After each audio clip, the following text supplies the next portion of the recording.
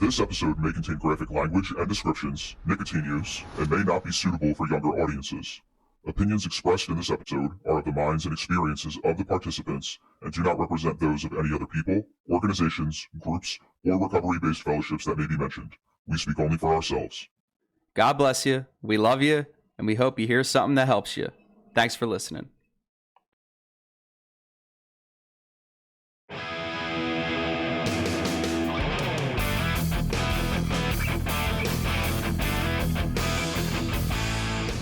What's going on, everybody? So this is Editor Jeremy.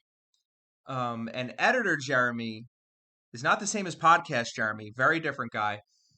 Editor Jeremy is smart enough to pick up on the cell phone interference that seems to happen like it's 1775 again. And you know, like that interference sound you used to get on your TV, like right before your phone would ring on like the old box TVs and you had a flip phone. There's a little bit of that with the recording. It's for like the first minute 45. I'm really sorry about it. It's a little annoying. It's not too bad. Apparently it was on the last episode too a little bit, and didn't mean for that to be there. We'll be more cognizant of it. We really appreciate it. And if you would like to skip to the podcast talk over these two idiots thinking that they know about sports, then you can skip to about 24 minutes into the video/audio recording, and you will hit right to the content that you probably came here for. Appreciate you guys. Thanks for listening. God bless. Welcome back, everybody. Great to have you. Welcome to Peelin Onions, where we talk about life and recovery and, you know, trying to keep it growing and moving. Yeah. And I just want to shout out to everybody. Just say thanks to anybody who's watching. If there's ever anything we can talk about that would be useful to you, drop it in the comments. And how the fuck you doing, buddy? Talk your shit, bud. That's you. There you go, dude. Are you kidding me? Look at you. We want to say if you like what you hear, you can find us on YouTube at Peelin Onions, one word. On anywhere you get your podcasts, just search Peelin Onions. Facebook, Peelin Onions. Instagram is like Peelin Onions Pod, all in one word. And wherever you're typing it, you got to leave off the G. Peelin, not peeling. Peelin, not peeling. Peelin. It's not I'm saying peelin because I'm fucking hip, but it's really with the G. Because I think that's awkward. And peelin flows. Peelin onions. What? Not peeling onions. Peelin onions. Peelin. It flows. Peelin onions. It yeah. flows. Peelin. We're peeling. We're peeling good. And you can like, or if you could like and subscribe on the video if you're watching the video. If you're listening in audio form, wherever, just be sure to like the show. If you don't mind leaving us a review, it helps us out a lot more than you could ever know. It takes 2 seconds for you, but it means a lot to us in ways that you wouldn't know unless you've done this. Get my drinks all spread out and ready. Dude, this is a sick cup of coffee. Did you try your coffee? It's really good. It's Pete's, bro. I'm putting you on the Pete's. Strong Pete's with lots of cream. Yeah. Fire. I'll be up till 2, but it's all right. Major Dickinson, dude. He knows how to blend some beans. Rest in peace, probably. So quick sports update, because we always do that, right? We do. Yeah, we do. The Phillies are going to lose. It's all right. They're playing great. Yeah, they're gonna lose to the to game 1 in the Brewers series right now. Not much else going on in Philly sports. I did see another one of those lame articles about Jalen Hurts again today, dude, of the whole, like, let's stop pretending that Jalen is anything more than a mid-tier quarterback. And dude, I'm just like, why do we keep doing this? So, like, the sports show, I'm hanging out in, like, this. So Anthony Gargano, who used to be big on he used to be like a beat writer for New York. I think he's done a couple different beats, honestly. And he used to have a sports talk show on radio. I never heard about him before YouTube, so I don't really quite know where he's from. But he and like all of these other beat writers started this kind of sports talk podcast format that you could say.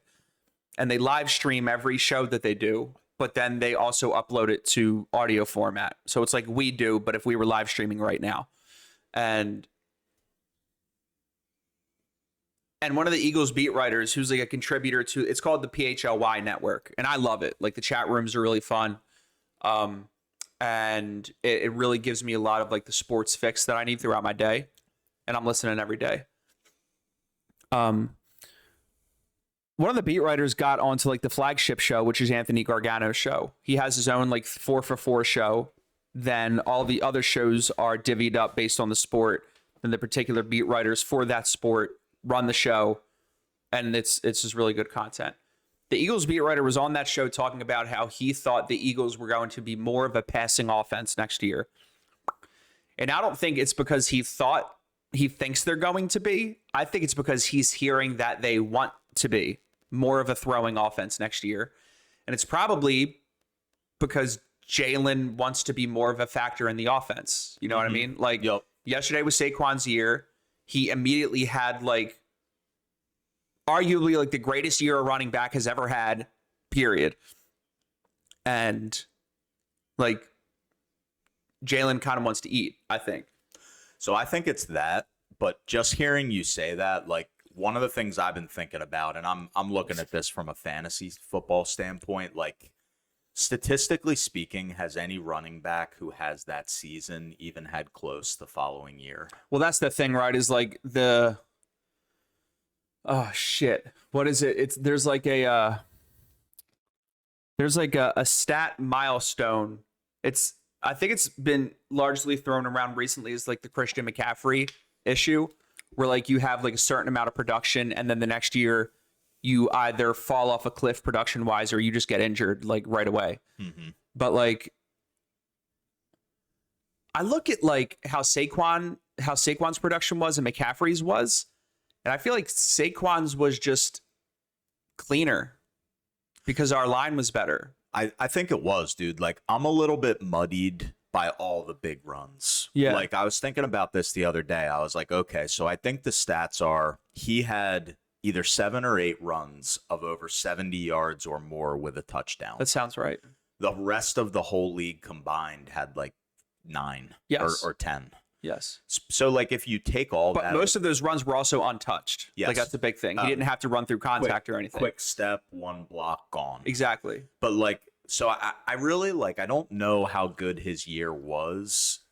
I'm not saying it wasn't good. I was thinking about that in the car. I was like, how good was his year without all of that? Like you take those long runs away. Like I still think he had a fantastic season, but I am very curious what he'll be able to do next year and how much our offense will have to diversify to be successful. I think that if Jalen Hurts wants to do something, he is going to do it. I was somebody that was very nervous about him wanting to throw more last year with everybody else. And then when that became the forefront narrative, he went out and just, I can't pull stats or games or whatever. But there was that one game where he just pretty much like cut up a whole defense for a whole game and then came out in the presser and said, so that's what you guys wanted to see, right? And like, that's real shit, bro. Dude, like that is boss shit. He's and got the dog. I can't doubt him. Like I think he could be a more like throw centric quarterback. See, like I'm in this little golf chat group of our group that we play with, and like case in point as an example, they're not a big fan of Scotty Scheffler, who is just taking over professional golf. It's probably just like fatigue. Well, because of how much he's like in the limelight. Well, what it is that they say specifically is like he's not emotional enough. He's not fiery enough. Oh, so he doesn't do a tiger pump. So yes, what? Dude? Yes. Like, and I get that as a fan. Like I get fan hype. I get emotion. But like sometimes those guys, and I think Jalen Hurts is sort of similar in that one way. Yeah. They'll sit back real calm and not show you their hand, dude. But inside they have that competitive edge. Do you remember Jalen Hurts is so fucking smart as a quarterback? Yeah. Do you remember when, I forget at what point during the Super Bowl it was, but there's that one clip where he was sitting on the bench and a teammate, I forget who it was, leaned over him, said, you know, you can smile. He said, I can't, bro. Like the fat lady didn't sing yet, but I'm pretty sure they were up like 30, and he just couldn't. Yep. And he was just like, that shit changed me last year, dude. Like going through all that changed me. And then like him having his like cigar photo with a Lombardi trophy just sitting on the floor by himself, like obviously trying to create that aura and moment for himself. But like, I mean, the greatest don't end up great by accident. You know what I mean? Not saying he's going to be the greatest, but the people that want to be, they want to be, right? Like they're trying to be. And I think he has the intangibles to do it. Me too. When the whole entire world, like I said, was saying like he's not a throwing quarterback, they were rating just rating absolutely ridiculous quarterbacks over him. Like I think one rating put like Kirk Cousins over him or some shit. Like everybody was just dragging his name through a mud as a passing quarterback.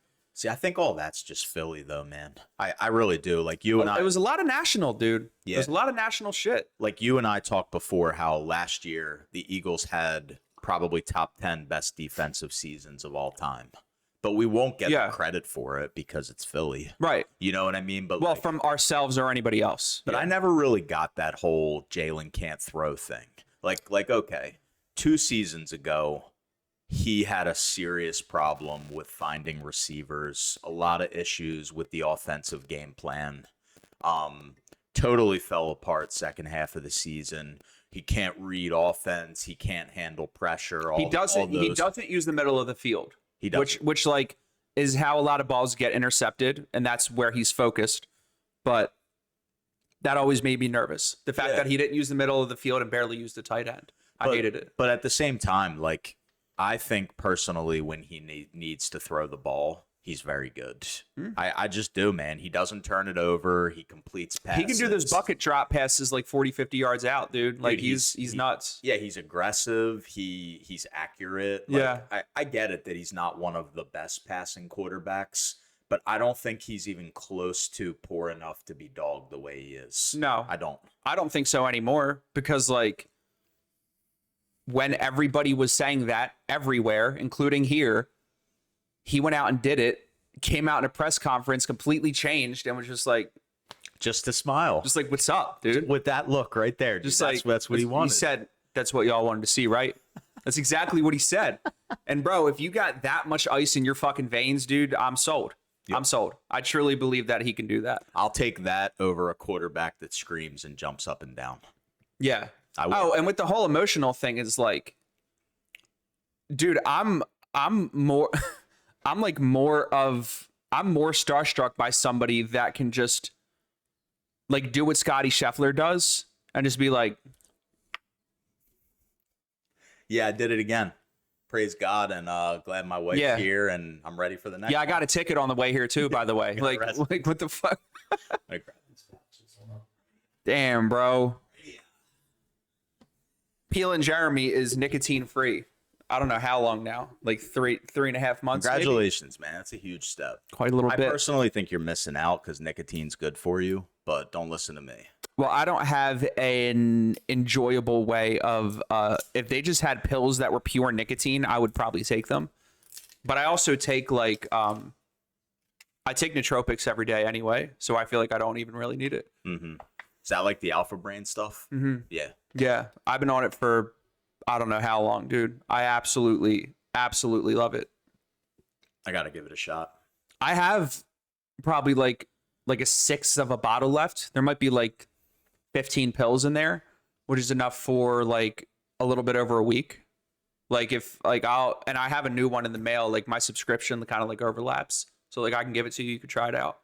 Does it just help with like mental sharpness and like all that type of stuff? Yeah. So the way that Joe Rogan describes it, that I think is a really good way of describing it, having been a regular taker of it for over 3 years now. It like it's like your brain operates at like higher RPMs. Like it's like you're kind of just able to process things faster. I noticed a difference in my memory like it increased a little bit. I still forget shit all the time, but the way that I'm able to process things, the way that I'm able to come up with solutions for things faster, it I grasp for words a lot on the podcast, but I think it's just because of the capacity in which we talk. But I find myself like searching for the right word less. It's it just makes me feel like my brain's running more efficiently. And I think like I've like lived proof of it. It's just hard for me to quantify it. So I think that would really help me, dude, because of the kind of job I have, the RPMs I need, the speed at which I operate, the amount of thought that goes into it. Like there's a lot of days where I get done work with like such a mental job and I need like a couple hours to just unwind. Yeah. Which is cool. It's fine. But it's not the best for like hobbies and social life and like getting out there and living. No, dude, if you have like required decompressed that you need, like it's it throws kind a of wrench like in RCA everything. mode. Like God. I needed that at RCA. So like if there's something that I could take that could like get me at those higher RPMs, I'm all for it because Yeah, next time I'm here, I'll bring it. Awesome. Or just next time I see you. Awesome. What other sports stuff we got?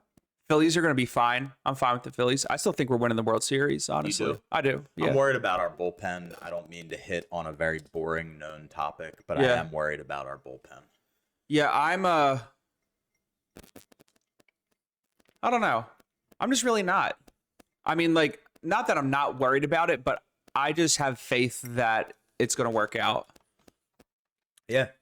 I mean, I don't know. I'm more worried about, like, what we're going to do with these contracts more than, like, how the year's going to go. I mean, like, yet again, we're the best team in baseball. After everybody's saying that we're the worst. Yep. Again.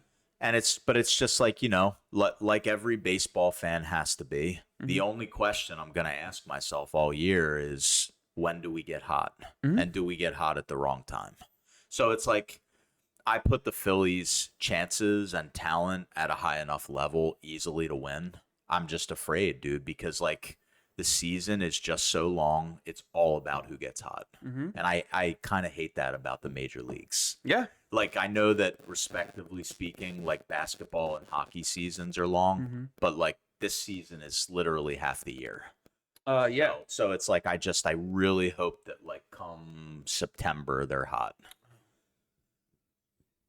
Sorry. I don't have to go to the city twice tomorrow. Nice. So we love that. Nice. Shout out to Josh and the Not All Right podcast. Follow us over there if you want to hear more of my nails on a chalkboard voice. Flyers hired Rick Tocchet as their new coach. Are you aware of this? I'm not, and I don't know who that is. Is that good? So the whole thing, a big thing with the Flyers in history, right, is bringing back old players to kind of have like a boys club with old players, like favoring old players just because they were old players, not because they have a track record of being good at the job that they're now hired to do.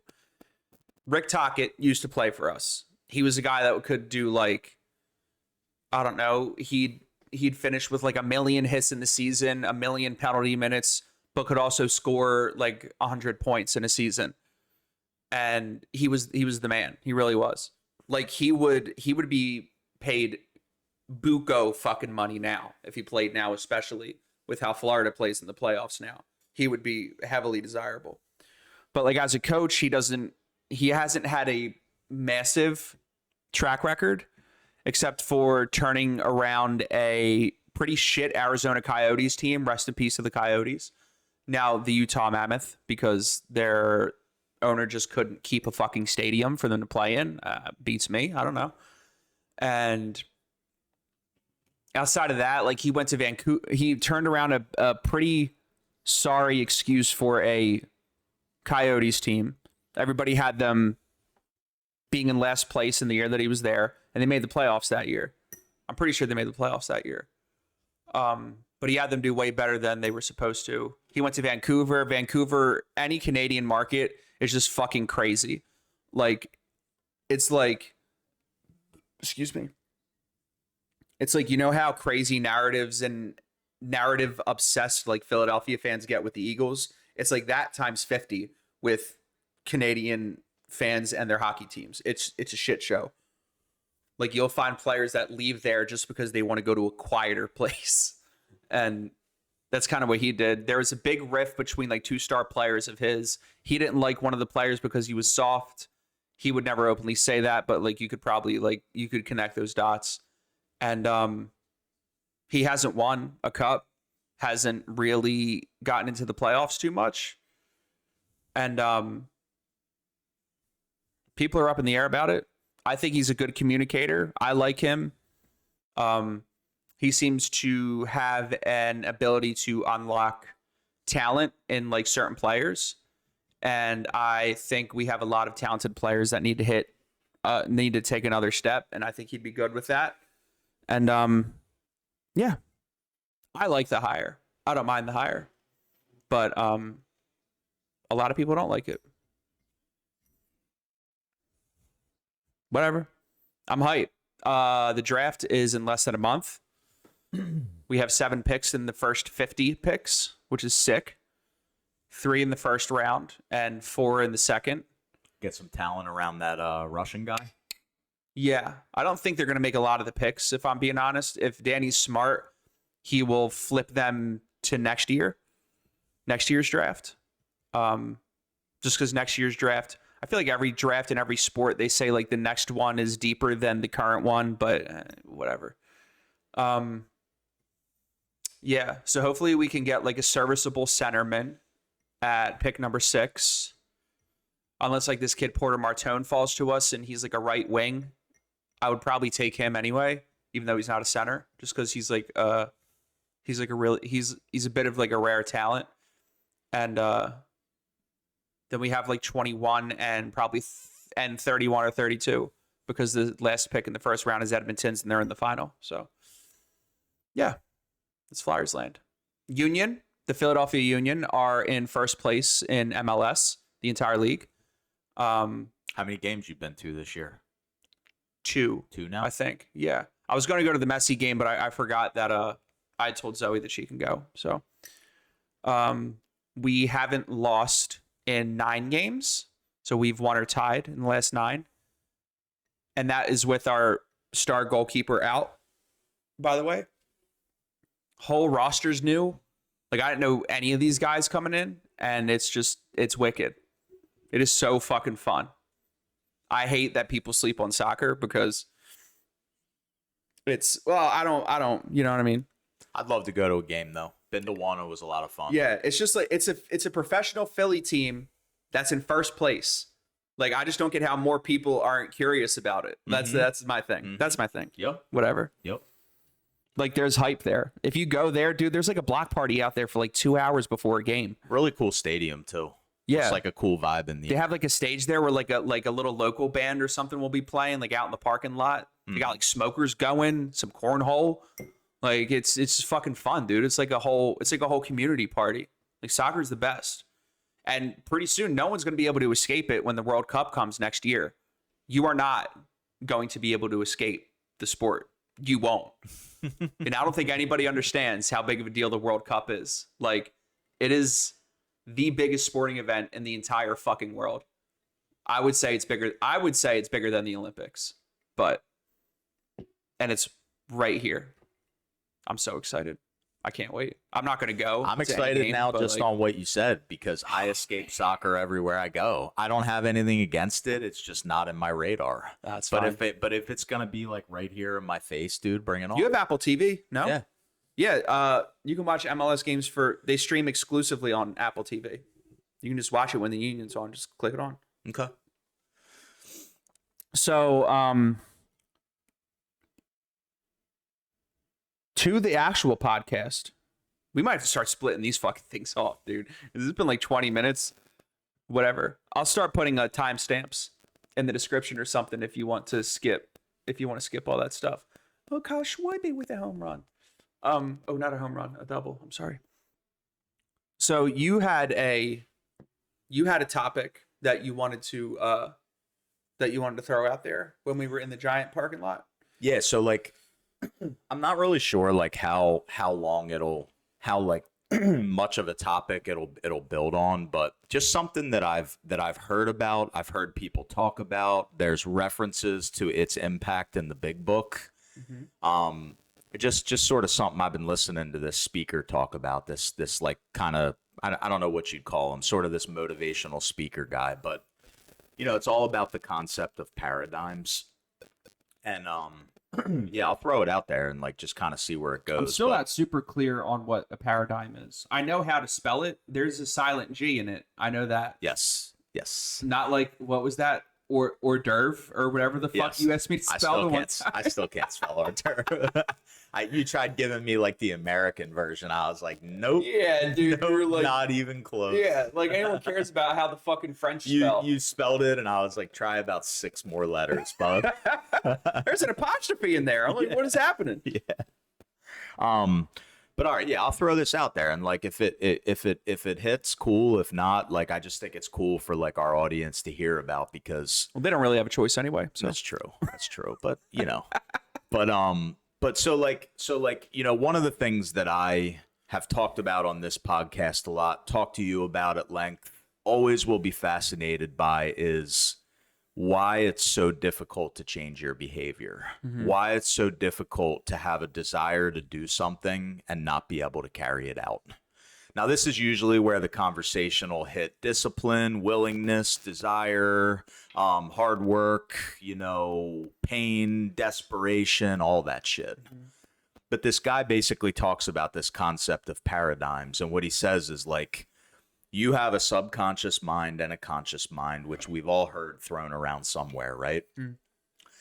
It's said that the subconscious mind takes up 90% of all brain activity, plays a role in 90% of like human life, and the conscious mind makes up the other 10.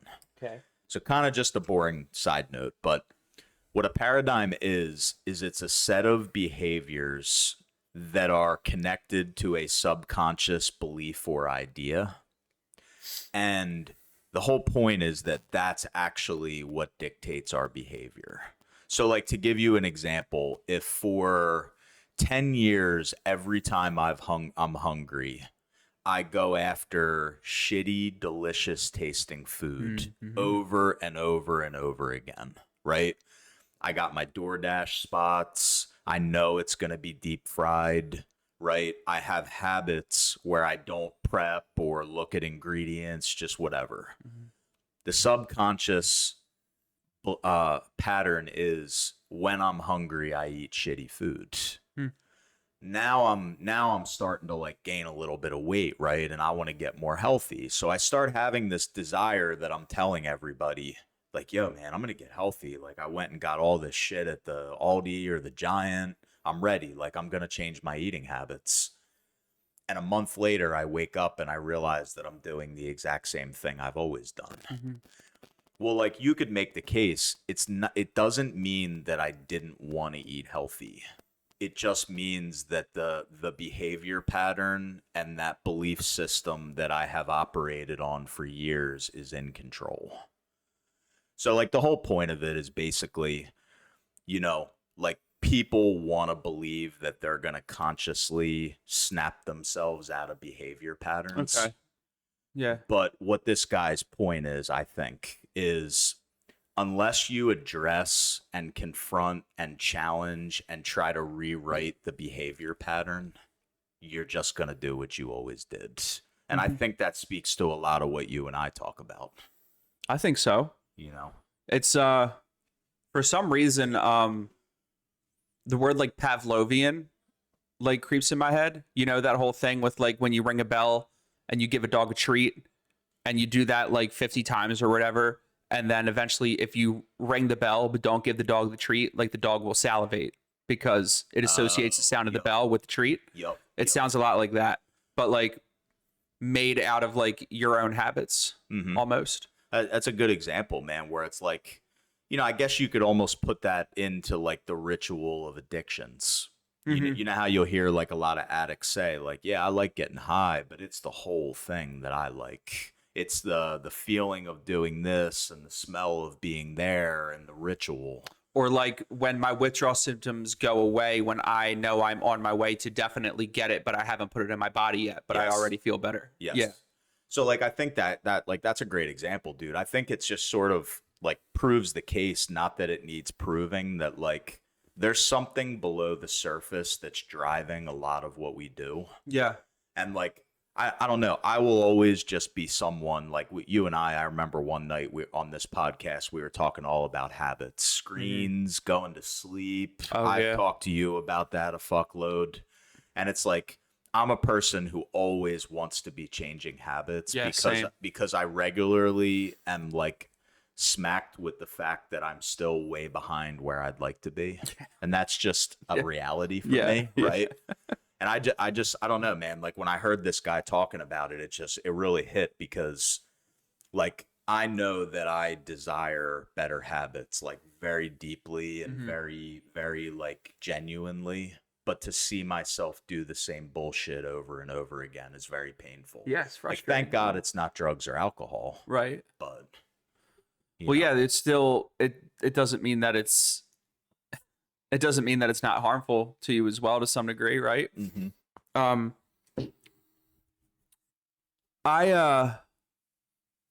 It's really interesting because like there's definitely like some sort of like neurological mechanism that causes that, right? Because like the old humans are creatures of habit cliche, right? Like that's true. Yep. Most cliches are true. And but it also doesn't, it's so weird. I was kind of talking, that kid that I told you that kid, he's like a year older than me. That guy that I was talking to last night for a long time. When we were talking about like how he does things for a while and then like things get good, but the things that he was doing already were half-ass, and then like he eventually just like can't keep up with it and just stops doing it, and then like everything falls apart, and then you're like, what happened? And I'm like, well, go back to like when you weren't doing it, you know? And like it is true though, like, and my answer to him was if you're trying to make a change, like trying really hard to make a change, well, first of all, you know if you're really trying or not. Like just really wanting a change really, really bad is not trying, right? That's not a try. It's maybe like a really strong internal desire and like a pulling of inspiration to like the forefront of your mind, but it's not a try. It's not an effort in itself wanting to change. And if you don't try, if nothing physical changes, nothing physical happens. So, and I told him like, don't beat yourself up though. Like, not only are those, I didn't say it exactly verbatim just because the context of the conversation was different, but you can't beat yourself up for falling into old habits. When it comes to drinking and drugs, that's a little bit different. Like I believe there are actual like equations and direct causes and effects that lead somebody back to that. And that's just my opinion. And you can trace them back, and 9.8 times out of 10, you end up hitting it. If you start where they were and then backtrack, you can hit that bullet point somewhere along the way. Yep. I actually like on that example you just gave, dude, like I think there is one of those paradigms at work. Like I promise not to be the guy that tries to tie everything we say back to this little definition I threw out there. Dude. Do your thing. It's like part of my head wants to do that, but I'm gonna not force Talk myself your shit, to do bro. that. I don't care. It's like there almost does seem to be one of those things going on there in a lot of the cases like that I've heard. So like one of the things that has happened with a lot of the people I've worked with who have hit that wall you just described. Yo, I'm doing a lot of the right things and it's going really good, but then I just stop doing it or go the other way or something, right? Like you've heard that story a lot. Yeah. Well, like if I peel an onion back 2 or 3 layers on that, if I peel, what I maybe think is that, all right, so like, let me put myself in that person's shoes. Yeah. What if I adopt a new sober lifestyle, Yeah. but I'm expecting to get the same feelings of okay that I used to get From the old lifestyle. Yes. Right. I think I'm screwed if I do that. Yeah. Because like addiction for me, that whole life was exciting, edgy, crazy, dangerous, fun, calm, reckless. Mm-hmm. And it was great, man. Like I loved it. Mm-hmm. I loved like being on the edge of status quo reality and total oblivion in any given day. Yeah. Like the emotions that came with that were like so intoxicating to me. But the problem is that like a sober lifestyle really doesn't look like that. It can't. So I think sometimes that like the people that sort of like climb forward really well and then drop off, I think maybe they're hitting this place where their heads like, whether they realize it or not, their heads like, yo, this ain't right, dude. Like you're the sober guy now, but this shit's boring. Yeah. Like it's not, I'm not feeling the way I want to feel. I'm not okay. I think the problem is in the climb. That's what I'm talking about. Like, and climb forward well is also, I think, a generous way to put it, because like if like they definitely climb forward, they definitely have that like 6-figure job in the treatment world now, right? They're definitely wearing a lot more fancy clothes. You know what I mean? Their new significant other, pretty good looking. You know, that's a really nice Audi you got. Yep. But like, how quickly is all of that gone? Like 6 months from now. And yeah, you'll get it back. You'll get it back in like 4 months when you get sober in 3 years. But like, it's in the climb, dude. It's all in the foundation. Like if you don't tie while you're climbing the rock, you know what I mean? We're just going to head into this fucking analogy, I guess. Like you fall, dude, you're going to die. It's a fact. If you fall from a high place on rocks, you're going to die. And that's climbing with Jeremy. But seriously, like it doesn't matter if you feel good if you didn't get there the right way, in my opinion. Like whether that means like karmic law of repercussions is going to come back and get you at some point, which I believe is true, or it means that you are just going to end up self-sabotaging because you are not content, because you don't know how to enjoy the happiness because you didn't learn anything on your way to it. Like, and it's just completely, you just can't maintain it.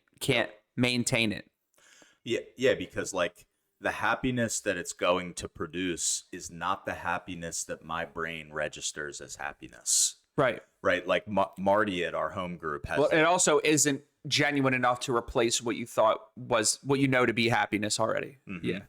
Yeah. Like Marty at our home group has this great quote that I think speaks to that. He says, everybody says that sobriety can produce a life beyond your wildest dreams. And all the newcomers are like, yeah, fuck you. That's crazy. Right? I said that at the meeting. Yeah. But he says that a guy said to him once, no, you're going to get a life that's better than your ability to know what better is. That's a way. I like that. Yeah, because like a good life to me early on would have looked something like you just described. Pretty girl, car, job, not chained to drugs. I didn't know anything about contentment, peace, gratitude, nor did I sign up for any of that. Well, I didn't care about that was the any limit of of my understanding was material and shallow. I wasn't any deeper than that. Yes. Yeah. Yeah. Money, power, prestige. Yeah. I don't think I was looking for the power, but I was looking for the other two. Right. I don't think I thought You I say could get pussy. in. The other P is pussy in there. Yes, Yeah. Yes. But it's crazy, man, because like, you know, back to the thing we were talking about, like with Jalen Hurts, for example, like picture Jalen Hurts sitting at the mic or sitting in an interview or on a podcast. And somebody says to Jalen Hurts, like, dude, I want to be you. Like, I want to rise to your level of success. I want to get that fucking cold-blooded and good as you because I respect you so much. Mhm. What he could say to them is, oh yeah, do you want to do what I did to get here? Do you want to not hang out with that pretty girlfriend you have so you can go practice? Do you want to skip time with your family and vacations to focus on your craft? You want to say bye-bye to summer? Yep. Do you want to give up your peace, your sleep, your focus, your balance on all other life things to perfect one craft? Well, like, dude, that's kind of the crazy part about like this whole journey is you can't say that to newcomers. You can't say like, oh, you want to work the steps? Are you ready for this? Are you ready for that? Nobody would do it.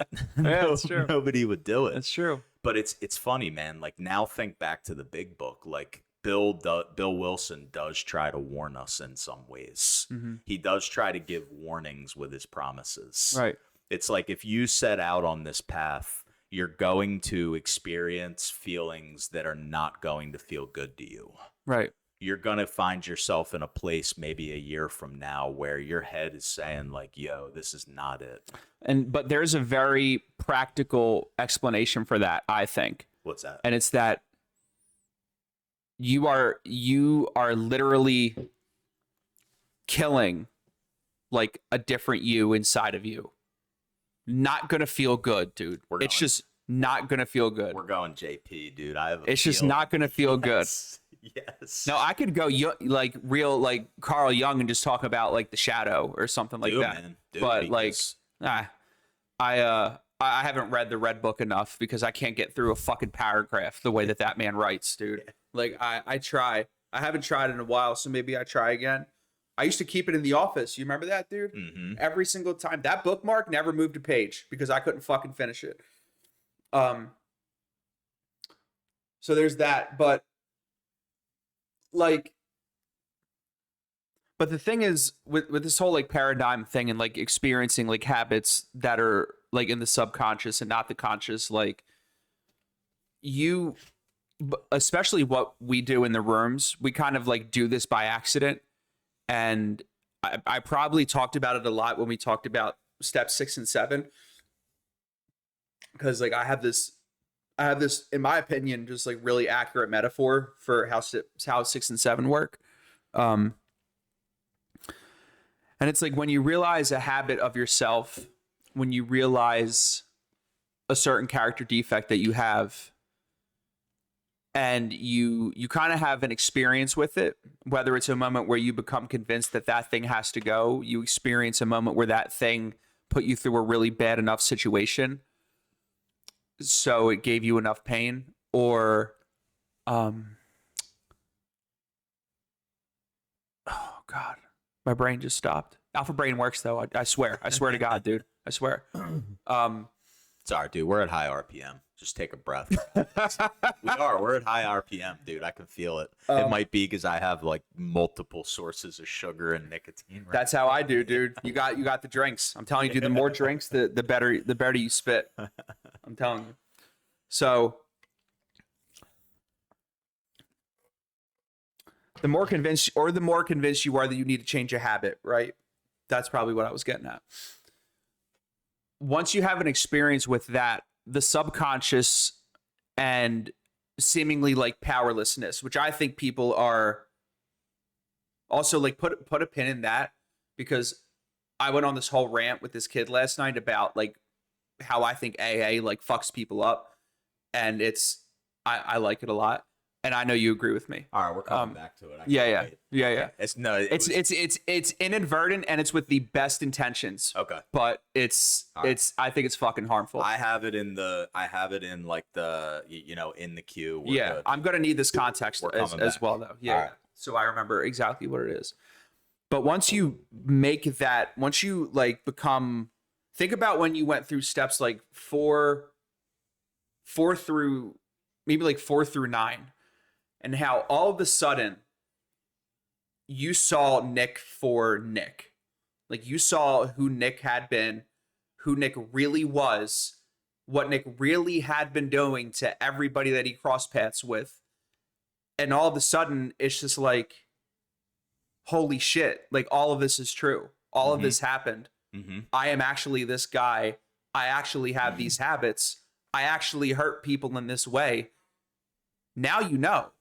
Before it was just like it was of the paradigm type, you know what I mean? Yep. Of the paradigm variety where it was just you were just moving and shaking, you know what I mean, every day, and that's just what it was. Yep. But once it becomes conscious and you realize it, it's hard to get it back into the subconscious comfortably. You can't unsee it anymore. At least I can't. You know what I mean? And like that is the way to change it. And it is possible to change the subconscious. You just have to be able to look at it. And my metaphor that I really like for 6 and 7 and all this shit is just like, so what's the car that you drive now? Honda CRV. Have you seen an increase in Honda CRVs on the road? Yes. That's exactly it. Yep. Those Honda CRVs were probably always there. You saw them all the time. But now because you have one, you're more aware of the Honda CRVs. You see it everywhere. Yep. Anybody that gets a new car, new shoes, whatever, all of a sudden you're not trying to see it everywhere, but now the fuck you do just because you saw it once. You know, looked at it and it changed your whole reality. It is the same exact thing with the character defects. Yep. See what's interesting about what you brought up with like steps 4 through 9, because like I would have to say that in early recovery, there were feelings and aspects of myself that I wanted to hold on to, right? Oh, yeah. Just to kind of like play out this point of like growing pains. I don't know if I could have listed them for you. I don't think I thought about this, but there were parts of myself I wanted to hold on to. But in the 4 through 9 process, I think that what happened to me as I look at it now is I wanted to kill what I saw in steps 4 through 9 more than I wanted to hold on to what I wanted to hold on to. Yeah, fair enough. Because like I was so, it wasn't embarrassing. It wasn't, I don't know, dude. Like, yeah, there was probably shame and guilt and a little bit of embarrassment when I realized, like, from a resentment, fear, sex, defect standpoint, how childish I was at almost 30 years old. Yeah. But, like, I really wanted to kill that guy. Not in a violent way, not in, like a harm myself way, but, like, I truly, I think, wanted that guy to die. Yeah. Because, like, I just knew that, like, my number one priority on a deep level was I needed that guy to be gone. That Nick couldn't be around anymore. Exactly. He just couldn't be around. There was no like, well, maybe I can, you know, and again, like I just want to say to anyone that's listening, like there were no light bulbs, white lights, no profound, deep revelations. Mm-hmm. I just knew at that time and for the years that followed, that guy needed to go. Yeah.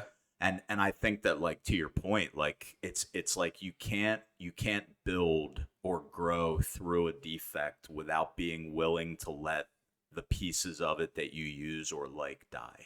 Yeah, which is also like a prerequisite of that is being honest enough to search for it, being honest enough to admit what you need to admit in order to find it, and be willing to do the work that precedes it anyway in a very honest and thorough fashion. Which, like, and I mean, this kid told me, I'm not going to name drop him anyway, but this kid said he wasn't doing. And I can't tell you how many times, and like, it's not a knock to anybody. It's not my experience. I've had instances, like small increments of this in my sobriety, but like relapse isn't a part of my story. But I do have instances where I was I think everybody has had instances where your program is not like you're not ready to submit your story to the back of the big book. You know what I mean? Like you're not really on the beam. And I have plenty of examples like that. And I bring myself to a point. I'm perfectly honest with myself, and I know damn well that I feel bad now because of what I haven't been doing. Right? My man had to sit on the phone with 45 minutes with a ginger stranger last night. He doesn't know I'm a ginger, but now he does. Well, actually, we're friends on Facebook now, so maybe he does. From an hour and 15 minutes away, that this old dude that he's known for his whole entire life made him call because he was half-assing everything every single time. And it sounds like demeaning, but I think a really good way to say it is like, what the fuck do you expect, bro? Mm-hmm. Like what else is going to happen? And it's I know it's different for everybody, man. Like for me, it's always a little bit hard in those kinds of conversations because I like to encourage people, but in those situations of prolonged half-assing, we gotta just have a real ass conversation. There is always a noticeable blanket of delusion there that people for some reason just get baffled by and don't want to like pull off of other people. Yep. And I just got to be like, bro, what the fuck did you think was going to happen? Mm-hmm. Like, you stopped doing what was working. That equals what, dude? Like, come on. Like, what are you even asking me? You undid the tie. Yeah. You undid the tie. You might have climbed a little higher, but now you're free falling. So, like, I do want to say, like, what we're talking about relates to this specifically is, like, he had a problem. Excuse me.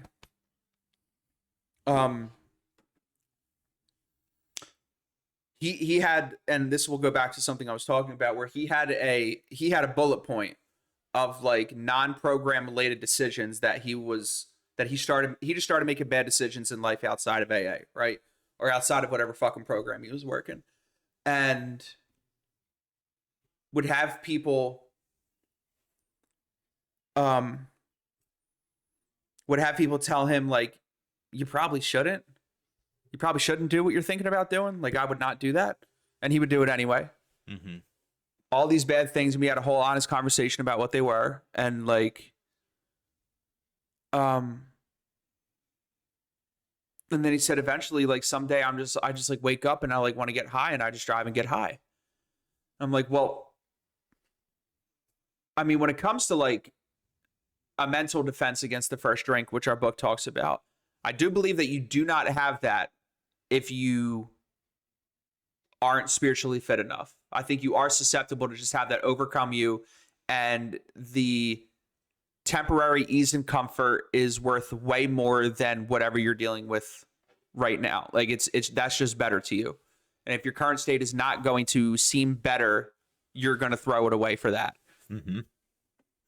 But I said, with all of that other shit that you're claiming like powerlessness over, and this is where I think I might naturally get back to what I wanted you to remind me about. Like, when people bring up alcoholism in the form of, when they're talking about character defect, when they're talking about poor choices, when they're talking about bad places where their mind goes that are not associated with alcohol, I fucking hate it. Me too. I hate it. Me too. Alcoholism is alcoholism. Like, you could do the whole ism, like internal spiritual malady. That's clever. That's cute. But like, me having high sex temptation has nothing to do with the fact that I really like chugging bottles of rum in my room by myself and cutting my wrists. Like, it doesn't have anything to fucking do with that, dude. Yep. It just doesn't. Like, that is whether you are a piece of shit or not. Like, and the thoughts, they're human thoughts, you know what I mean? Acting on it, different. But like, you do have the choice in those other choices to not do them. You're not a victim of your own mind. And like, I'm not trying to toot my own horn, but he was like, that's kind of what he didn't know that he needed to hear. Like, he had a very like positive reaction to that. And it kind of woke me up. Like, people attribute shortcomings in their life and poor parts of their attitude and who they are as a person to the fact that you don't trust yourself with a shot glass. Like, they're completely different things, and you have the power of choice in that. I don't know if people are too afraid to say like, well, that makes me a bad person because like I tend to give into those things. Okay, so what? You got to start somewhere, dude. I hate the blanket nature of that too, man. Like there are times where I'll be talking to somebody in just a similar context as what you just described.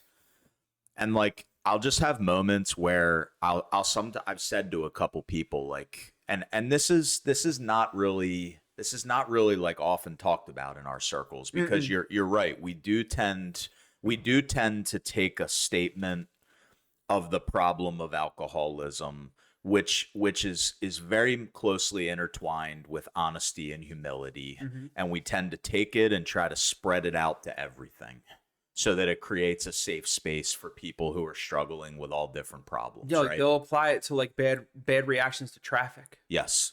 But dude, like sometimes I a few times I've just looked at people who are giving me that stuff that I have some rapport with, and I just say like, dude, if you're willing to look at yourself and you got a little bit of courage, you have no fucking idea how powerful you are. Yes. No idea. Yes. Like you have more power inside that could be unlocked than you can even imagine. Yeah. And it's sad to watch how like that gets beaten and almost corroborated out of people. Yes. Yes. It really almost hurts me for people because I don't know, dude, there's these words in the big book, these principle words that I love, right? Honesty, humility, and like the step 5 stuff and all Which of is it. great. It is. Yes. But sometimes I just wish that the word that was in there more is just courage, dude. Yes. Because it takes courage that. to say, I don't know how this is going to go. I don't know what it's going to look like. I've relapsed 12 times. Yeah. But I believe that this time I have the ability, the resources, the power, and the drive to fucking do this. Yeah. I wish we heard that more. But, and it also isn't like, cause like, and then if I was to debate that, it would be like, that sounds like a lot of self-reliance and not like God reliance. But like, that doesn't mean that like you, and this is where like the middle ground is. And like my point is like, while I believe all of these other things, like all the character defects, all like the making amends, all of the maintenance steps and all of that shit outside of like helping another alcoholic, which directly is probably alcohol related, is like outside of my whole fucking drinking thing. You know what I mean? I have to do it in order to stay away from it, but it's handled a different way than my drinking. To me, it just is. But that doesn't mean that it's not spiritually inspired. That doesn't mean that I don't have to pray about these things. But it also doesn't mean that like I can't get the fucking ball rolling, dude. Like practically. So like I've completely changed. I don't know if you, except for that one dude that like cut me off in the thing that just totally like ran in front of me when we were driving on the road. But all I did was just get close to him for a second. You know, I would have done a lot worse, like probably like 2 months ago.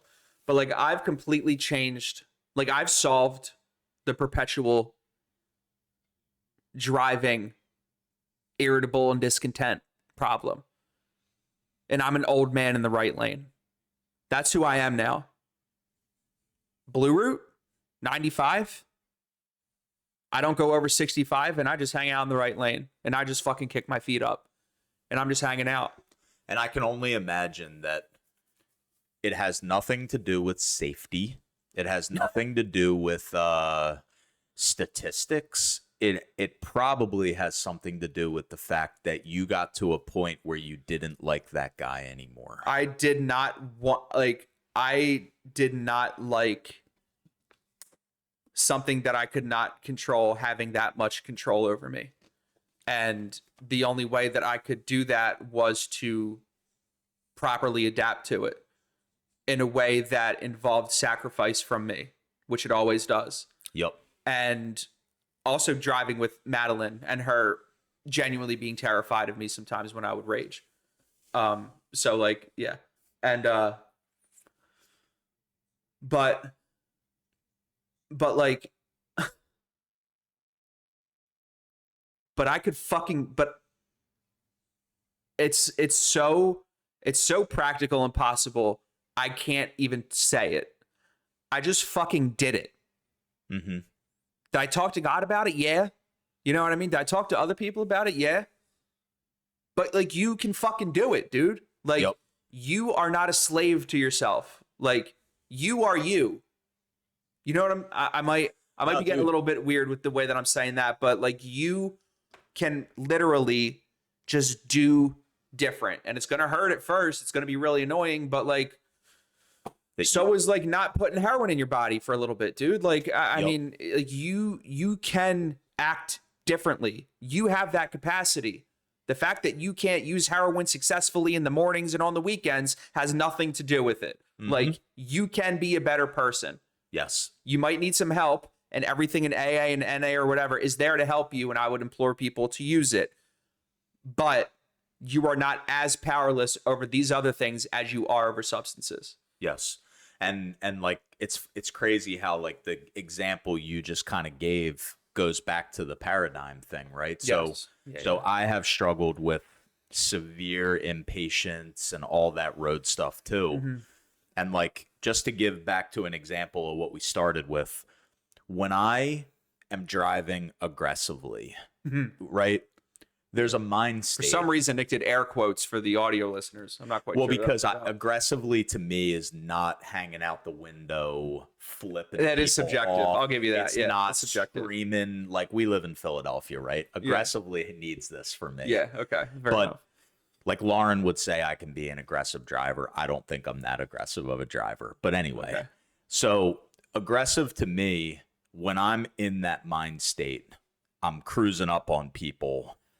There is an expectation that's going through my mind. Yup. You need to get the fuck out. I of the relate way. to you already, dude. I'm in the left lane. You're fucking everything up. You need to go.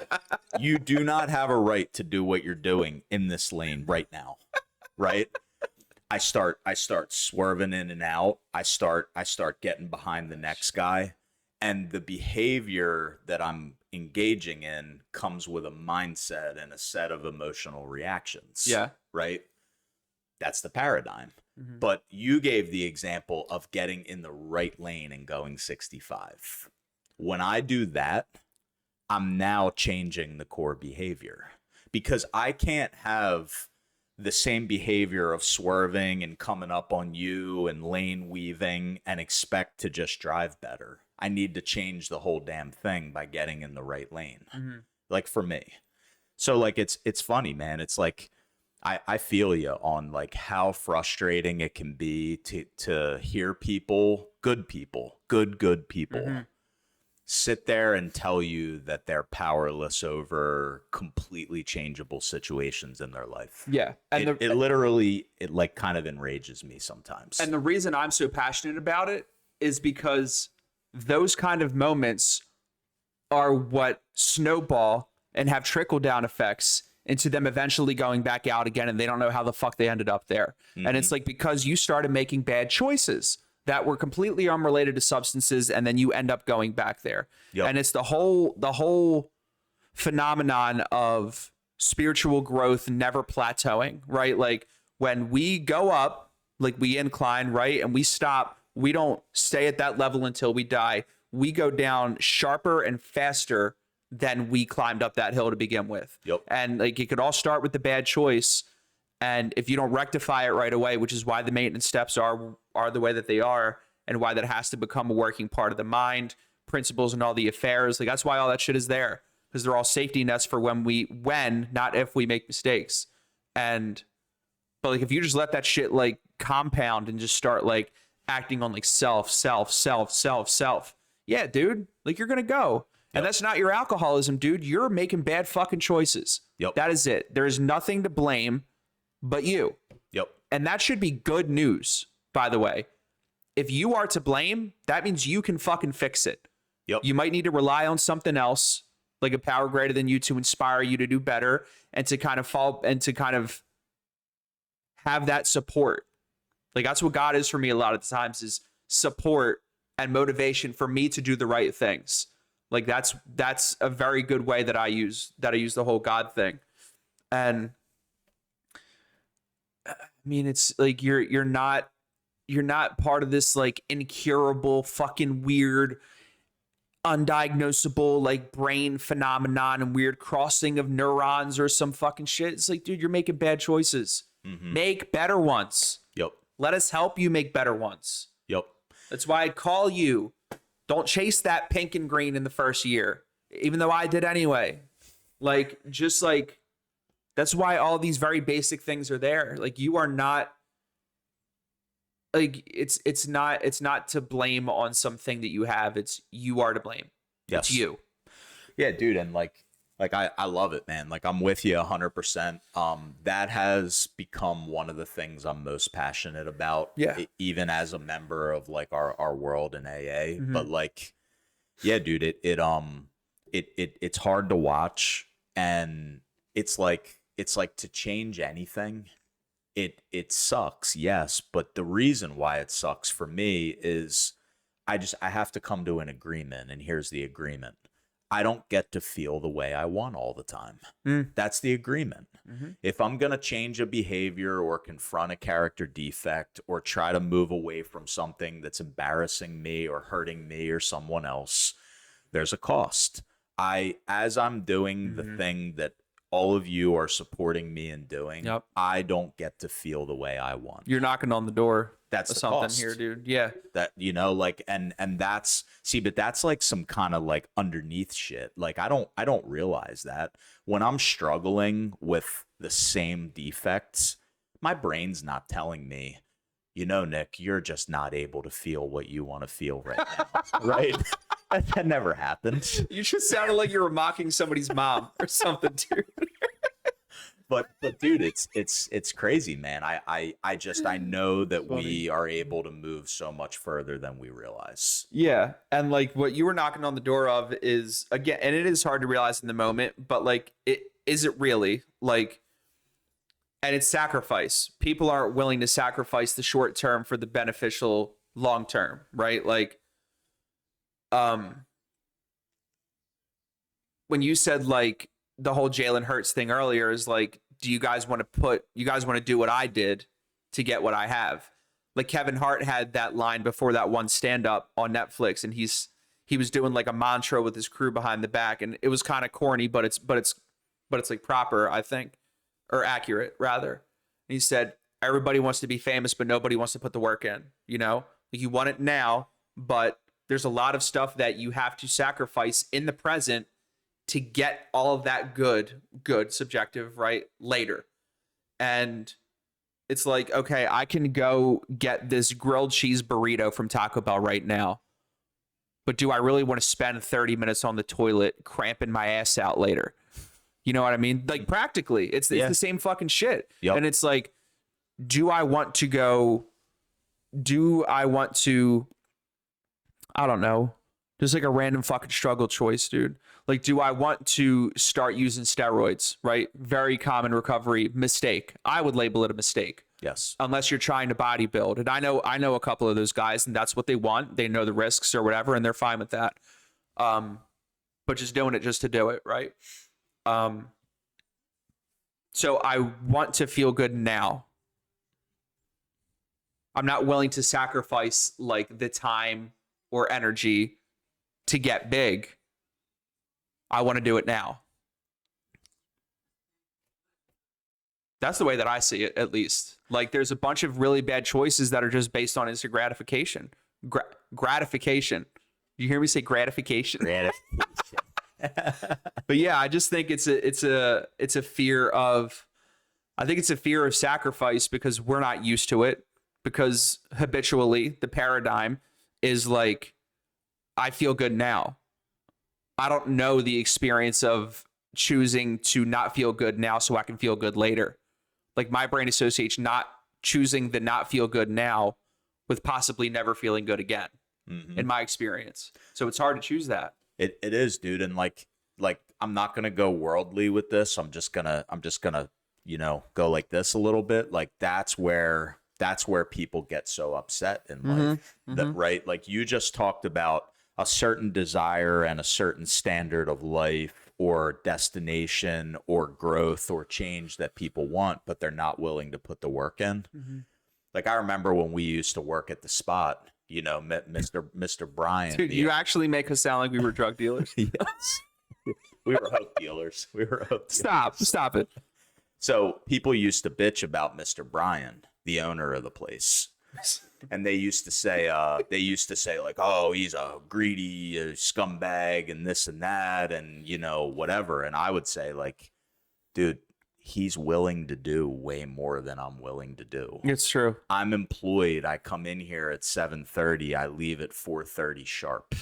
Yeah. I don't put up with the highs and the lows. I go home and I make love to my couch immediately. Yes. I don't answer emails at 4 a.m. I don't work 70 hours a week. I'm not on phone calls at 9 o'clock at night. He's willing to do way more than I'm willing to do. I'm not going to talk about like pay disparity. Yeah. But like, I'm just real enough to say that man is willing to do 10 times more than I am. Yeah, you don't just like, well, now we're going to end up transitioning into like fair and unfair in my mind, but like, you don't, like 9 times out of 10, you don't get something without working for it. You know what I mean? And another line that I love that I had to tell this kid is like, nothing worth having is easy to get. I think that's a JP line as well. I keep that in my pocket for sure. Yep. Dude, what's crazy about the whole climbing analogy you put out there? So I was thinking about back when I was in like rehabs and people used to occasionally make like the saying 5 miles in, 5 miles out, 10 miles in, 10 miles out. And the context was like, you climb 10 miles into the woods in addiction. Oh yeah. But you want to climb back out in 1. How's that going to work? Yeah. Right? Yeah. Like that's not going to work, dude. Like slow down, humble yourself, do the work, keep going. Yeah. But what's weird about the climb, like you sort of said this, man, is it's like when you're climbing to a new peak of spiritual whatever and just life circumstances, it's kind of different, man. It's like 2,000 feet up, 5,000 feet down. Yeah. You know what I mean? Like you said, it always gets worse. Yeah. It's like I can climb 5,000 feet up and get my life to where it is better than it's ever been. Right. And now I made those wrong choices and I'm back down. I passed my old self on the way down. I thought that my old self was as bad as it could get, but now I kept going down like 5,000 more feet.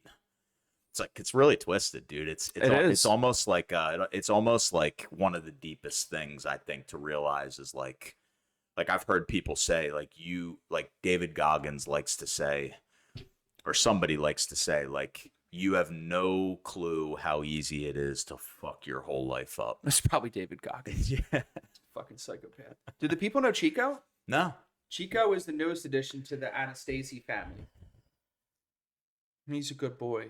Great podcast content, but he's really cute. Maybe you should click the fucking YouTube video. I should start linking the YouTube videos in the descriptions. I don't think I do that. But yeah, man, this has been good fucking talk, dude. I've enjoyed this topic a lot. I'm really glad to hear that like I knew you always kind of went that direction of like, what are we missing? Like, why are we encouraging people to limit themselves so much in their thinking? Yeah. Like, I always knew you felt that way, but it's cool to hear you talk about it because like sometimes I sit in wherever and I listen to that, like, I like wanted to do that, but like I'm an alcoholic, so my God, dude. I'm just like, God, you're triggering me. You're triggering me. It's hard, man. It's hard because like I sit in the rooms and just want people to do so well. Yeah. You know, not just because like it's a success story, but because like they're really fucking good people. Yeah, dude. You know, I just, man, like you're like. You got something, Chico? And I don't understand how, like, I don't know if I'm just going to get on my soapbox for a second or what's about to happen, but I don't understand how that like vernacular is used in that way when we talk about diagnosing yourself as an alcoholic in the text. Go out and try some controlled drinking. Drinking. That's in the qualifications. Mhm. Not like, have you ever cheated on your wife? Do you also get mad in traffic? Call Alcoholics Anonymous. You might be one of us. Like, that's not anywhere in the qualifications either. Where the fuck does all of this come from, dude? And like, this is also, it's also like a reverse of like why I wanted to start this in the first place, or like our goal with this, rather, to like, we kind of got like, I mean, this is all like AA and alcoholic centered episode, but like people outside of AA getting the benefits of like the program that we work in our lives, just because it's spiritually based and like universally applicable in my mind. But it's kind of like reversed in this episode, where we are, what I like to call it is like demystifying quite a bit. And Lauren's vicious, bro. And like, if I was a dog, I'd be scared of shit right now. And saying like, dude, like, you guys are more regular people than you think.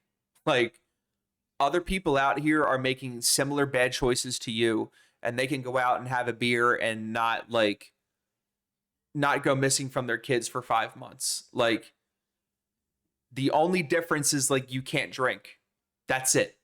That's all. That's the only fucking thing. And apart from that, as a human being who's eligible for freedom or bondage, just like everybody else, you're gonna need some kind of a spiritual and a path to that's follow. a good point to add. You know, like I think sometimes, like, we not only do we overdiagnose the symptoms of alcoholism, we make it like we're the only ones that kind of need the solution. Yes. When really that was open to all humans. Yes. Right. And so it's like, not only am I a drunk who doesn't only have these couple characteristics, I have anything I can fit into that bucket. Yes.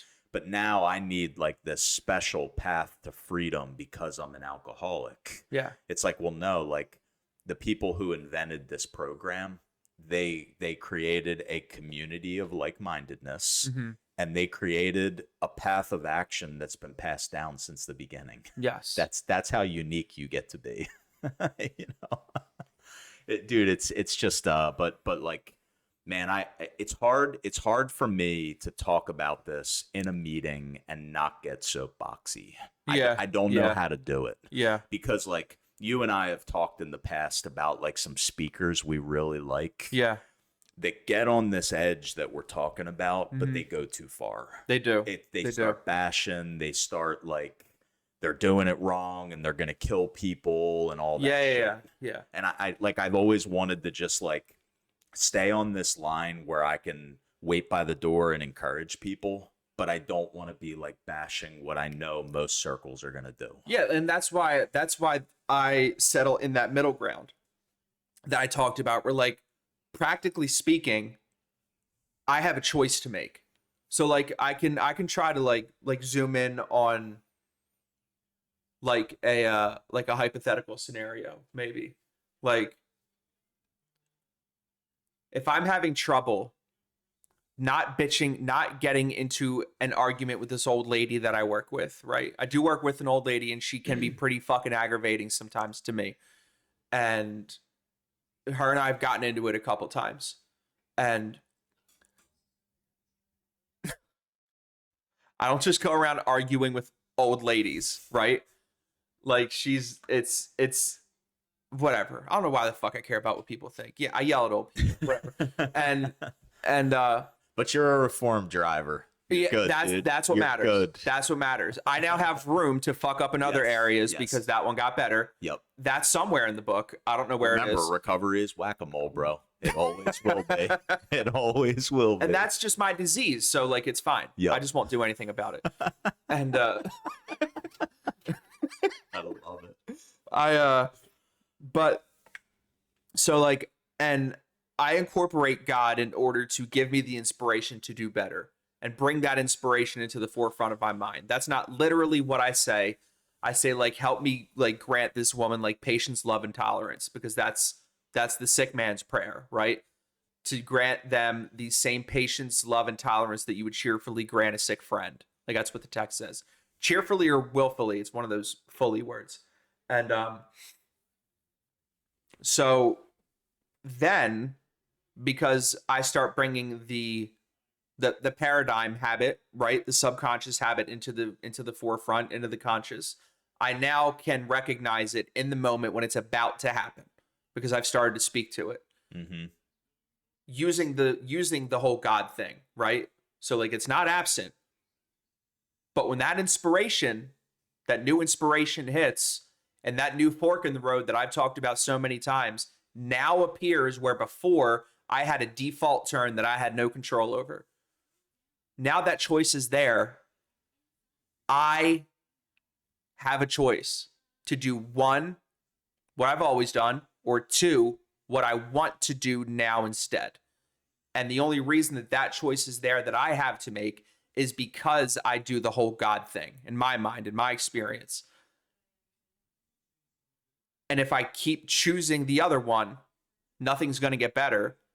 And referring back to conversations we've had, if I'm also now disobeying the new conscious that I have, those repercussions are going to be worse than when I was just doing them out of habit and not choosing to do them on purpose. Mm-hmm.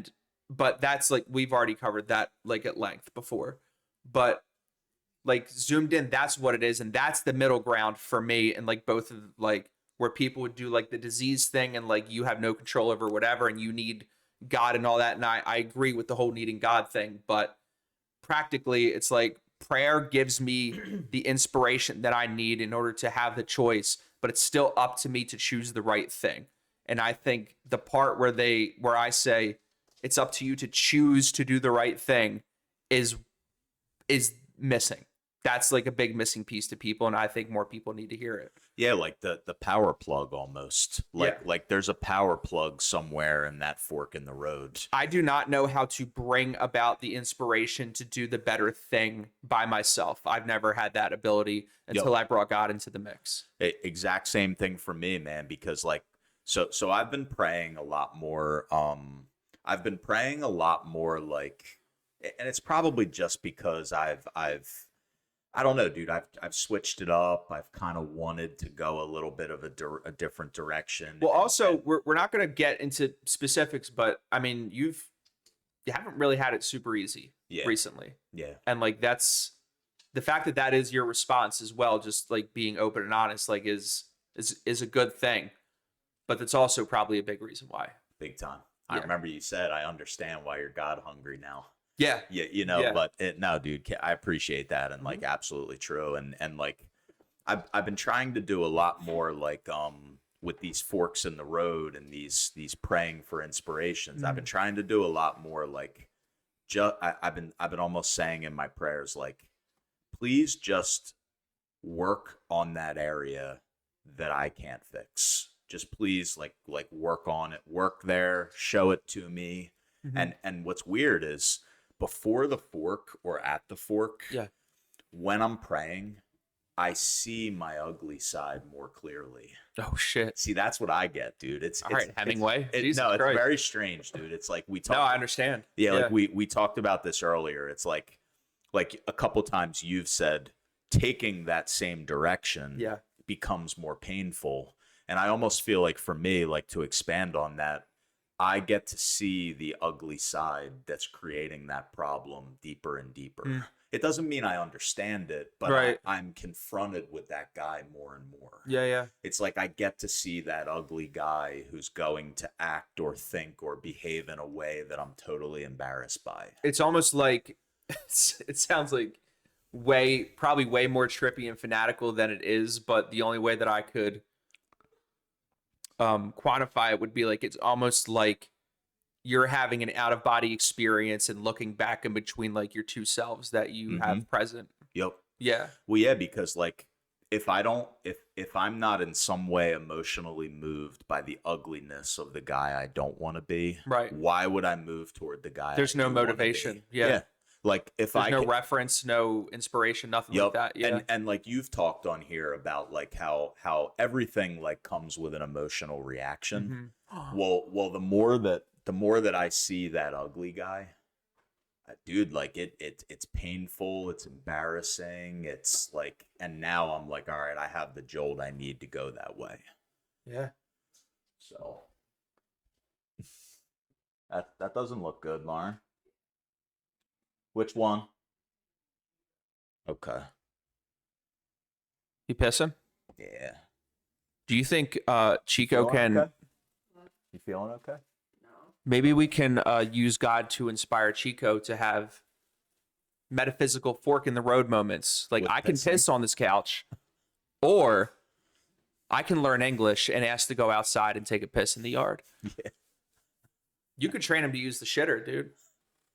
If you can do it with cats, you can do it with him. Cats are easier to train to use the toilets than dogs for some reason.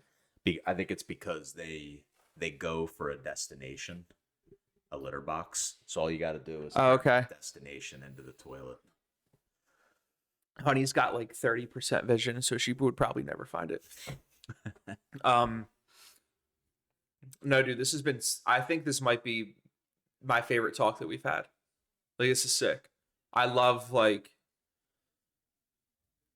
and I like we'll try to wrap it up soon. But when I use this, like, when I take everything that we're talking about and think about how I felt and like how kind of hazy headed I was and not super understanding like the whole willpower thing and like defective character and all that shit and like how I'm going to be different and kind of just like going through the motions in this weird haze in early sobriety. Like I kind of wish, I mean, I could say wish, but like my experience is my experience.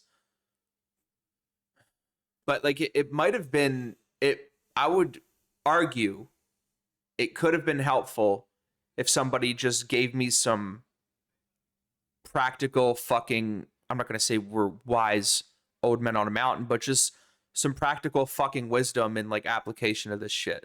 Like how it's going to appear in my life. Me too, man. Like looking back on it now, what I think I've learned, and you know, our friend CB that we worked with and we both know at RCA, he tries to tell people this, and he does it very skillfully. He says, you have a power problem. It's not really that you don't have power. Your power is heading in the wrong direction. Right. But like he doesn't describe powerlessness as you're just screwed and you're always gonna be. Yes, he knows that we can't drink, we have craving, obsession. Powerlessness when it comes to alcohol. Yes. Yes. But like I love like kind of that example, like, and what you said. I wish that someone could have, you know, a couple months in maybe taught me that, like, you're always going to have power. It was given to you when you came into the world. You had it, you know, you can get religious with it or not, but you're going to have power as a human, power of choice, thought, feeling, action, behavior, preference, whatever. But your power is all headed toward like total fucking demise. Yeah. So like if you can learn through challenge and growth to direct your power that way, Yes. you can fix almost anything. It doesn't mean you can drink, but like back to the big book, at the end of the 11th step, when the house cleaning and maintenance steps are over, even though they're never over. Yeah. Bill tries to tell us we can use our willpower all we wish along these lines. It's proper use of the will. Proper use of the will. So I read that as you always had power. It was headed at the wall. Now it's not. Use it all you want, but keep God at the forefront. And does it say pray for God to help you make the right choice and then wait? No. No. It says action and more action. Make the choice. Yep. That's my, like, and shortly after, specifically what we just referenced, it says faith without works is dead, action and more action. So immediately following that passage there's a warning before he goes into step 12. Yeah, dude. But dude, it's just awesome, man. Like I sometimes just want to like grip people up with love and just say like, dude, you are 10 times more powerful than you realize. Mhm. And I'm getting tired of hearing you say that you're not. Yeah. Like, you're giving me the AA cliche of fake humility, and it's bothering me. Yeah, but it's fake humility. It's humility masking victimhood and self-pity. Yes. Yeah. It's Yep. I mean, it's relatable. Like, I've been there before, but Mhm. and my whole point in saying this is like what I started inadvertently when I teased that whole like line of thinking. Is like I think it's accidental. Like, I think it's inadvertent. Like, I don't think AA is like setting, or the people that speak this way within the program, I should say, is like setting out to take more power away from these people and like make them think that they have less power over their lives than they really do. Because then we also talk about like, oh, I'm powerless over everything. And it's like, and I used to say that. But if I really think about it, like, maybe like judge, ooh, that's a lot. It's a lot of pee.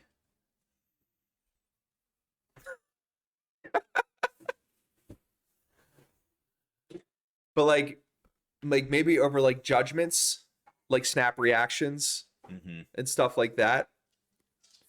Like when I want to punch an old woman in the face, like I'm powerless over those initial things. Yeah. Because that's just where my mind's going to go. But I'm not powerless over whether or not I fucking do it. You know what I mean? Yeah, it's like at what point do you realize Baby like boy. where your will and your choice begins and ends? I think like that's something that that people like would benefit a lot from looking at, man, because I get, like you said, I get the purpose of I'm powerless over everything. I think there's good intentions behind all of this. Like for the record. I personally do believe I am powerless over the results of most things.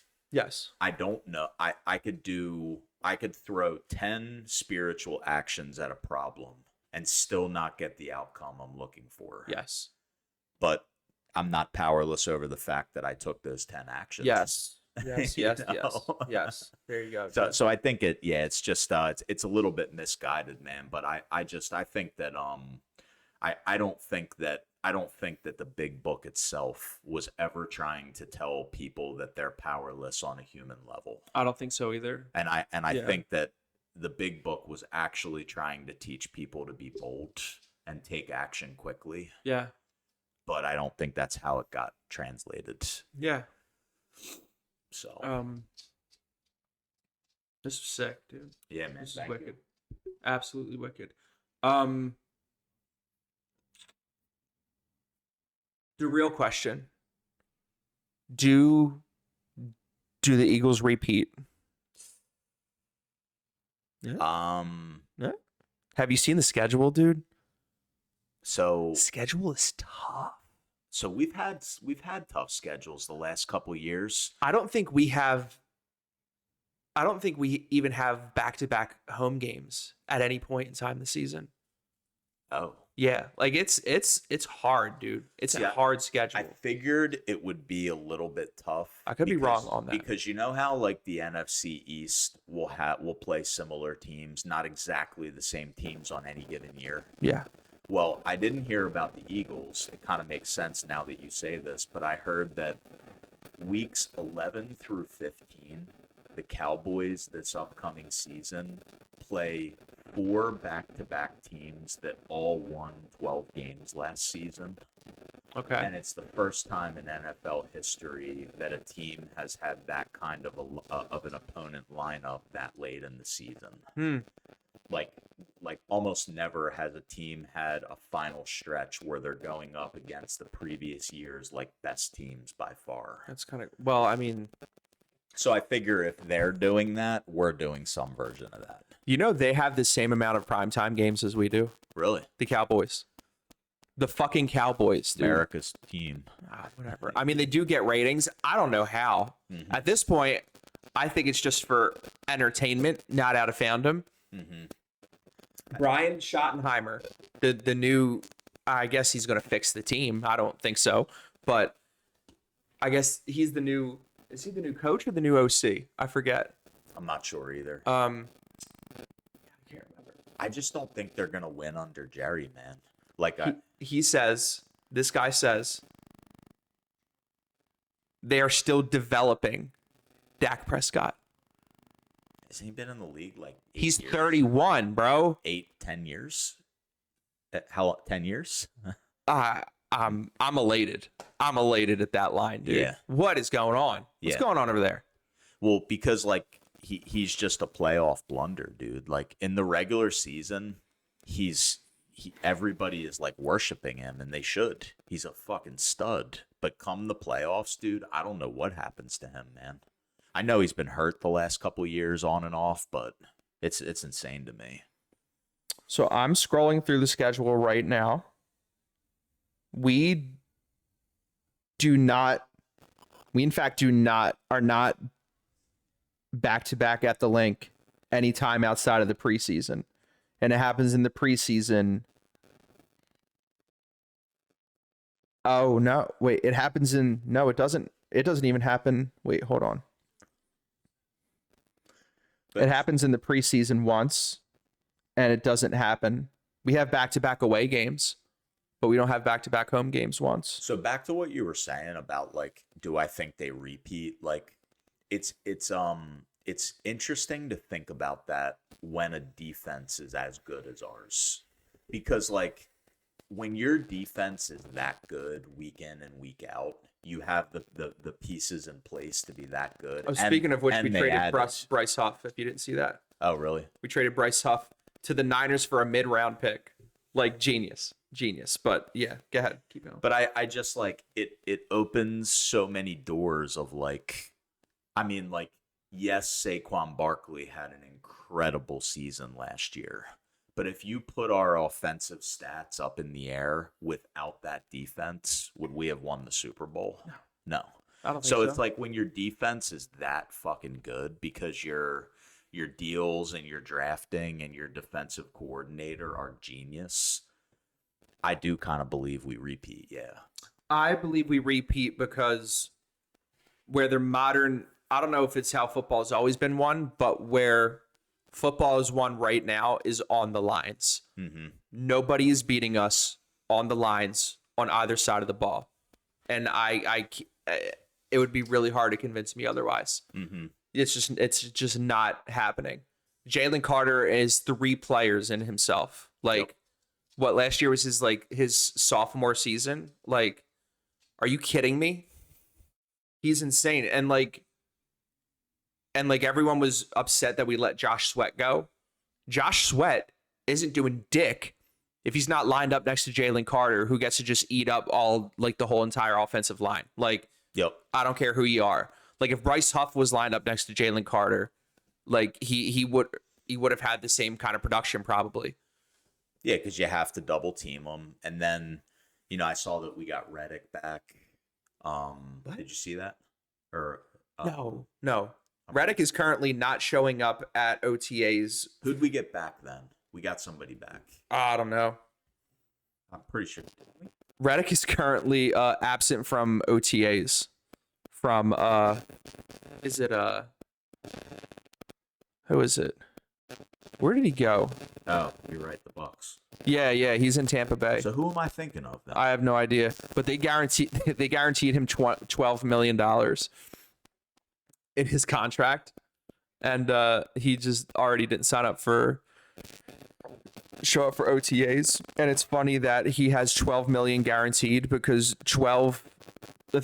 his fines from not showing up for the Jets last year got up to like $12.5 million or something. So it's just funny that like that's around the number. I don't think that the who the league's short list of experience with people who opt out like that. Mm-hmm.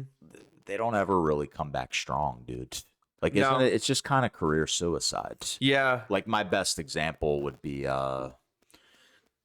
running back for the Jets. What was that guy's name? Le'Veon Bell, Steelers, Okay. and then Jets. Okay. It killed him. He was Yeah. never the same. You know. But I think they repeat. I just like I can't wait to see like the defense and just like I would love to see Jalen just make it up in his mind like I'm going a different direction this year. Yeah. Saquon will be top tier, but I'm gonna be gathering 400 passing yards a game. Yeah, I would definitely go, like, if I was a betting man, I would bet over whatever the expected yards are for AJ and Devontae. Like 100%, I probably would. Mm-hmm. Like, I still don't think Devontae is at his peak. like Devontae on a lot of teams is a number one receiver. Yep. Just straight up. I think that we've seen such good out of him, but like I think he maybe could be like a top 5 to 10 receiver. Yeah. If we make him that. Yeah. You know, He gets more than a lot of number ones around the league as a number two. because he's so much of like a big play guy. And also, you also need a quarterback that can throw to do that, and he still gets those numbers. So I Mhm. guess the quarterback can throw. I don't know. I saw it happen plenty of times last year. And I'm also glad that Tanner McKee is the backup, by the way. Yeah. I do think like I think he's going to be a problem. Tanner McKee is going to be a problem in the future, dude. Yeah. I really think he's going to be a very, very good, like, classic quarterback. Like, because that dude he's gangly, you know what I mean? Like, he's tall and big. He's not going to be Lamar Jackson. He's not running like Jalen Hurts. But I think he's going to be like a very, very solid, like, tall pocket quarterback. I really think so. He was better than Kenny Pickett by a fucking mile last year as a third string. Yep. So let me ask you this on kind of a different topic. Like, Yes. when does Josh Allen win a Super Bowl? When does that happen? Bro, I'm a Josh Allen fan. I fucking love that. When When does that happen, dude? I'm not a big hot take guy, but you offer Josh Allen for Jalen Hurts straight up, I'd have a hard time saying no. Mm-hmm. I absolutely, because not that Jalen has it, but we have seen time and time again Josh Allen just put his sorry ass fucking team on his back and run and scramble and just put the whole entire game in his own hands, take it and get fucking dubs. Like, he's the man. He's a man. I fangirl over Josh Allen. Dude, I absolutely love him. Like, I It's think not this he's- year because the Eagles repeat, but Yep. I feel like it goes to show you that. I hope man. he Like, wins, the dude. Bills offense, like if you look at the pieces that they had last year, the receivers were young, pretty good though. You did have who was that guy in the backfield? Really, really good running, became their number one. oh, last year? Yeah. Ah, shit. I'll think of it. But you had He's a really good dreadhead. Dreadheads can Yup, always run. yup. Yeah. They had like the offense that they needed, but they had two good tight ends. But it just goes to show you, like, when you only have a mid-tier defense, Yeah. it just What was his name? He always hit in my parlays. I always bet his rushing yards. I really don't want to look it up. I don't know. I was gonna say something else, but I don't know when he wins, dude. yeah.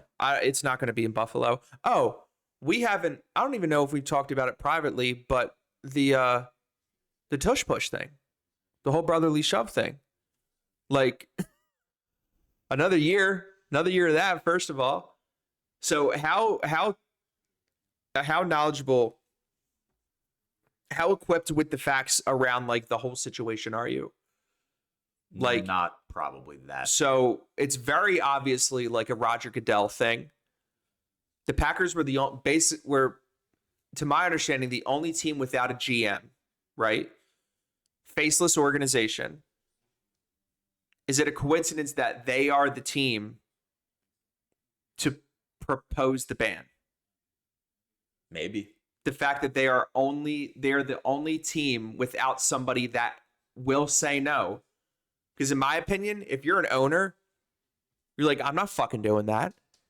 You want me to bring a play ban to the table when it doesn't break a fucking rule? When there's no injury data. Zero. Not because there's no data, period, but it's because there's no injuries. Yeah, like you want me to vote to vote on a rule just because our team is not good at it. Right. But that's there are other teams who are pretty good at the tush push. But an owner would never I think most owners would tell Goodell, like, no. Well, because what if 2 years from now the Packers have the pieces in place where all of a sudden they're pretty damn good at the tush push? Right. Like, I'm trying to think what other teams are good at that play. Buffalo's done it. Buffalo's pretty good at it. The Packers tried it. Don't the Commanders do it? No, I don't think so. I just keep thinking of Jordan Love false starting and trying to go through the pile early. It was so funny. It was so I don't know. It was. Do you remember the playoff so game against the Commanders last year where dude hurdled the lineman and got like 4 offsides? Oh yeah, what was his name? Like Frankie Louvu or something like that. Something, and the ref was basically like, if they do it again, we're just gonna give them a touchdown. Which is part of the rule book, which is fucking crazy. Yeah. Like, it's not like that was just drummed up to support the Eagles. It's like, yo, they're like inches away. Like, we're not gonna keep doing this. That's great.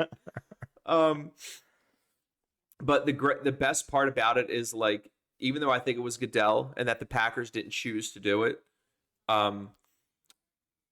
they're still, they could probably still have like stood up with a spine. Maybe they did. I don't know. But now they're going to be hated by us for it. I hate them for it. I think we'll just do it a lot more to them, man. Well, I'll bring that up next. So the vote was lost 22-10 among 32 teams, and they only needed 2 more votes on their side. They only needed 24, I think, in order for it to pass. They lost the vote 22-10, right? So 10 voted to not ban it, which means it didn't get banned. We beat the Packers in the playoffs last year, 22-10. It's crazy. You tell me there's not a fucking God, bro. You tell me there's not a God. Come on. Get out of here. So, like, with the whole thing, like, do we do it or not? We could do it a lot. I think we don't do it at all. And we beat the fucking shit out of them anyway. That's what I think we do. It's just like, all right, you want to like ban it? Fine. Like, this is what we're going to do to you instead. You know what I mean? I would love to see him do that. Like, just have some fun with it, man. Like, some kind of like that. Like, we could do it, but we'll just beat you. Yeah, we'll just fuck around with like flea flickers or something instead. Like, we're really grateful we still can do it. Yeah. We'll just beat you in another way. We'll just show you that we don't need to do it to beat you. And we'll put Jalen up at the podium after the game, all calm with a smile on his face. Yeah, I guess that's what they wanted. I can only control what I can control. Yeah. I just kept the main thing. Yeah. All right, bud. You got anything else? Hell of a dude. Fucking episode, dude. Hell of an episode. This was really sick. Appreciate it. Yeah, same, dude. You're the one that brought the whole paradigm topic and the intro, dude. You came in hot. I thought this was Peelin Knicks for a second. So like I said, you can find us on Instagram, Peelin Onions Pod, on YouTube, Facebook, wherever you get your podcast at Peelin Onions, Peelin Onions. Give us a like and a comment and subscribe on YouTube. You can comment anything that you would want to hear from us. And don't forget to leave a rating on the show if you're listening in audio format, please. And until next time, God bless you. We love you. And I was going to try to too. We hope you heard something that helped you. Fucking come back next time, dude. Come back. Whatever. And Bro. leave comments. Yeah, go Love y'all. Phils. Go Phils.